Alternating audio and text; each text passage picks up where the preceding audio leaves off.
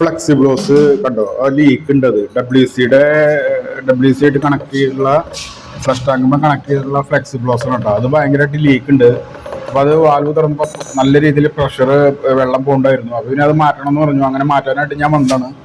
എന്താ പ്രശ്നം വെച്ചാൽ ഈ ഡബ്ല്യു സി ആയിട്ട് ഭിത്തിയായിട്ട് വാളായിട്ട് ഭിത്തിയായിട്ട് ഭയങ്കര അടുപ്പിച്ച വെച്ചിട്ടുള്ളത് അവര്. അത് കമ്പനി വന്ന് ഫിറ്റ് ചെയ്തിട്ടുള്ളതാണ്, നമ്മളൊന്നല്ല, കമ്പനിക്കാർ വന്ന് ഫിറ്റ് ചെയ്തിട്ടുള്ളതാണ്.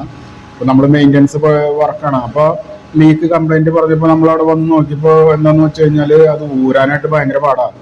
നമ്മൾ ഈ മെയിൻ്റെനൻസ് വർക്ക് ചെയ്യണവർക്കാണ് ഏറ്റവും ബുദ്ധിമുട്ട്. കമ്പനിക്കാർക്ക് അത് അങ്ങനെ ചെയ്ത് പോയാൽ മതി. പക്ഷേ അവരുടെ തിയറി അതാണ്. പക്ഷേ കുറച്ചൊക്കെ ഗ്യാപ്പിട്ടെ ഒരു 4 സെന്റ് ഒക്കെ അങ്ങോട്ട് ബാക്കിലേക്ക് ഫ്രണ്ടിലേക്ക് മാറ്റി വെച്ച് കഴിഞ്ഞാൽ നമുക്ക് ഈ മെയിൻ്റെനൻസ് വർക്ക് ചെയ്യാനായിട്ട് ബുദ്ധിമുട്ടാണ്. അല്ലെങ്കിൽ എന്താണെന്ന് പറയുക, ഡബ്ല്യു ചില നേരത്ത് ഊരണ്ട് വരും, പൊട്ടി പോകും. എന്തെങ്കിലുമൊക്കെ ആണെങ്കിലൊക്കെ ഭയങ്കര ബുദ്ധിമുട്ടാണ്. ഈ ഫ്ലെക്സിബ്ലോസും അല്ലെങ്കിൽ അതിൻ്റെ ഫ്ലോട്ട് വാൽവിൻ്റെ എന്തെങ്കിലുമൊക്കെ കേസുകൾ കംപ്ലൈൻറ്റ് വരുമ്പോഴേ.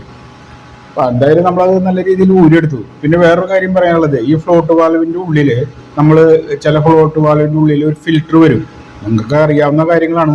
ആ ഫിൽറ്റർ നമ്മൾ എപ്പോഴെങ്കിലും മെയിൻ്റെനൻസ് എന്തെങ്കിലും കാര്യത്തിന് ഫ്ലെക്സിബ്ലോസ് മാറ്റുന്ന രീതിയിലോ എന്തെങ്കിലും പ്രശ്നങ്ങൾ വരുമ്പോൾ നമ്മൾ ആ ഫിൽറ്ററൊക്കെ ഊരി ഒന്ന് ക്ലീൻ ചെയ്യണം. ഈ ഫിൽറ്റർ ഊരി ക്ലീൻ ചെയ്യണം എന്ന് പറഞ്ഞാൽ ഫ്ലോട്ട് വാൽവിൻ്റെ ഉള്ളിൽ കറക്റ്റായിട്ട് പ്രഷർ വരുന്നില്ലെങ്കിൽ, ഒരാളൊക്കെ യൂസ് ചെയ്ത് പിന്നെ രണ്ടാമത്തെ ആൾ യൂസ് ചെയ്യുമ്പോൾ വെള്ളം കിട്ടാത്ത ഒരു പ്രോബ്ലം വരും. ഒന്ന് നമ്മൾ പമ്പുള്ള ബൂസ്റ്റർ പമ്പൊക്കെയുള്ള വീട്ടിലാണെങ്കിൽ നല്ല പ്രഷർ ഉണ്ടാവും. അതല്ലെങ്കിൽ ടാങ്ക് ഹൈറ്റിലാണെങ്കിൽ നല്ല പ്രഷർ ഉണ്ടാവും. എനിവേ അങ്ങനെ പ്രഷർ കുറയാണെന്ന് തോന്നുകയാണെങ്കിൽ നമ്മൾ ചെയ്യേണ്ട ഒറ്റ കാര്യമുള്ള ഈ ഫിൽറ്റർ ഉണ്ടാവും. ഫിൽറ്റർ ഊരി നമ്മൾ ക്ലീൻ ചെയ്യുക കേട്ടോ. ഇതാണ് ഫിൽറ്റർ. ഓരോ ടൈപ്പിൽ ഓരോ മോഡലിനും ഓരോ വ്യത്യാസങ്ങൾ വരും. അപ്പോൾ ഇതിൻ്റെ ഉള്ളിൽ കണ്ടോ കാൽസ്യം കച്ചറ കയറിയിട്ടുണ്ടോ. അപ്പോൾ നമുക്ക് പ്രഷർ കുറയും. വെള്ളം വരുന്നത് ഫ്ലോട്ടിൽ വരുന്ന വെള്ളത്തിൻ്റെ പ്രഷർ കുറയുമ്പോൾ മെയിനായിട്ട് കാരണം ഇതൊക്കെയാണ് കേട്ടോ. ഈ ഫിൽറ്റർ ക്ലീൻ ചെയ്താൽ മതി.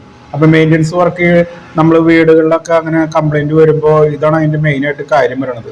എല്ലാത്തിനൊന്നും ഇല്ലത്, എല്ലാ കമ്പനിക്കൊന്നും ഇല്ല, നല്ല നല്ല കമ്പനിക്ക് മാത്രമേ ഉണ്ടാവുള്ളൂ കേട്ടോ.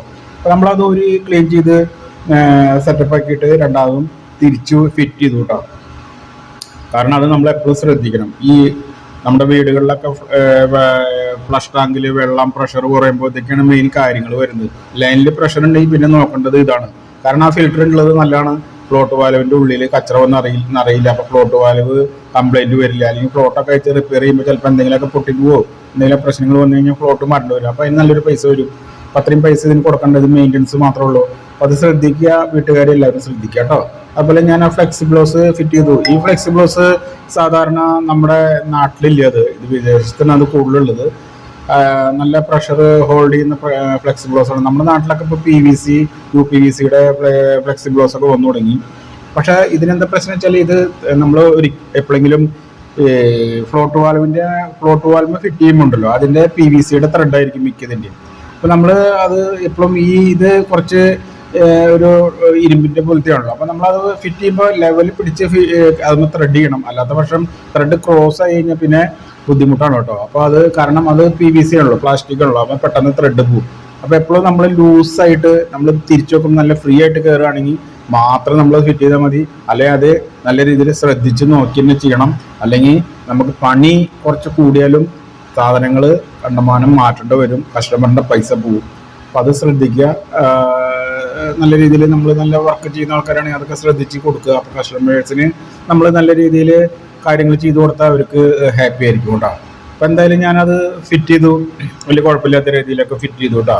ത്രെഡൊക്കെ നോക്കി സ്പാൻഡറൊക്കെ ഇട്ട് ഫിറ്റ് ചെയ്യാനായിട്ട് ഭയങ്കര പാടാണ്. ആ ബുദ്ധിമുട്ടുള്ളതാണ് നമ്മൾ കസ്റ്റമറിന് പൈസ മേടിക്കുന്നത്. അവർക്ക് അത് നിങ്ങൾക്ക് എന്താ പെട്ടെന്ന് ചെറിയൊരു കാര്യമില്ല എന്നൊക്കെ പറയും. പക്ഷെ അതിന് ബുദ്ധിമുട്ട് ഉണ്ട്. നല്ല രീതിയിൽ ശ്രദ്ധിച്ച് ചെയ്യാനും അതിനുള്ളിൽ കടന്നും ഇരുന്നും നിന്നൊക്കെ ചെയ്യേണ്ട ഒരു അവസ്ഥയാണ് അങ്ങനെയൊക്കെ ഈ മെയിൻ്റെനൻസ് വർക്ക് ചെയ്യുന്നവർക്ക് വരണത്.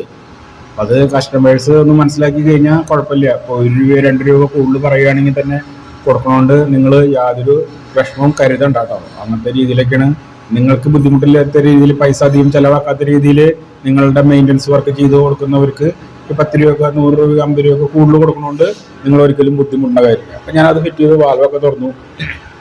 അങ്ങനെ ഫ്ലഷ് ടാങ്കിൻ്റെ മുകൾഭാഗം വേവിൻ്റെ WC ആണ്. അത് ഫ്ലഷ് ടാങ്ക് WC വേവിൻ്റെ ആണ് കേട്ടോ. നല്ല ഫിനിഷിംഗ് ആണ് അതിൻ്റെ വർക്കൊക്കെ. അതിൻ്റെ വർക്ക് ചെയ്യാനും ഫിറ്റിങ്സ് ഒക്കെ നല്ല രസമാണ് ചെയ്യാനായിട്ട് കേട്ടോ. അപ്പോൾ അതിൽ കുറച്ച് കച്ചറയും കലസിയൊക്കെ ഉണ്ട്. എന്നിരുന്നാലും കുഴപ്പമൊന്നുമില്ല, വെള്ളം വരുന്നുണ്ട് കേട്ടോ. ലീക്കൊന്നുമില്ല, കുഴപ്പമൊന്നുമില്ല കേട്ടോ. അപ്പൊ അങ്ങനെയാണ് കാര്യം. ഇനി ഒരു അടുത്തൊരു വീഡിയോ വരും, അതുവരെ കാത്തിരിക്കട്ടോ. അപ്പൊ എല്ലാവരും ശ്രദ്ധിക്കുക.